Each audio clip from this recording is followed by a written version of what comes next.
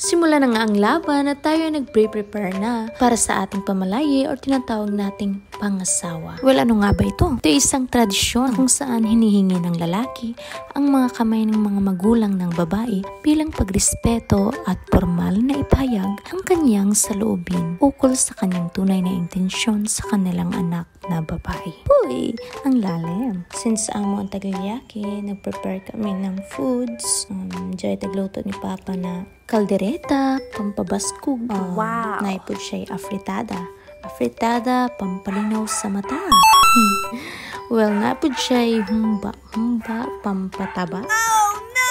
And then, diyan sa mga pinalit ni Mama, ng mga delicacies, pampagwapa daw, pampacute.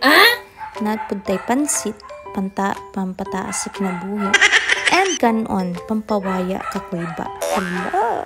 Diyan mo lasun. So, halos luto na ang mga sudan. Nandito siya nakantaguyatan. Diyan pa iba sa tagapas ni Mama na cake. Cake is for me. Hey! So, bali si Mama rakan dyan naghiwa, no? Lang ang kung gani na makadakura lagi yung pagkahiwa. Ang zana ay nakagamay isab kung ato patungahon. So, okay. Balitod-taod, nangari na ang mga lumon. So, pasingod na kami. So, akrakan supo ng istorya, no? Bali, but thank God na nagkasinabot ang tanan. Nagpasalamat sa kami na hapsay nagazud ang both sides ng family. And then, ready nagazud mang minzo nakmanghod. Di na mapugngan. Hala, gora.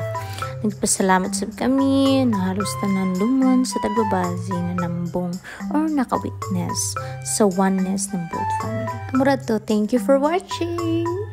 Please mag-share and follow. Thank you.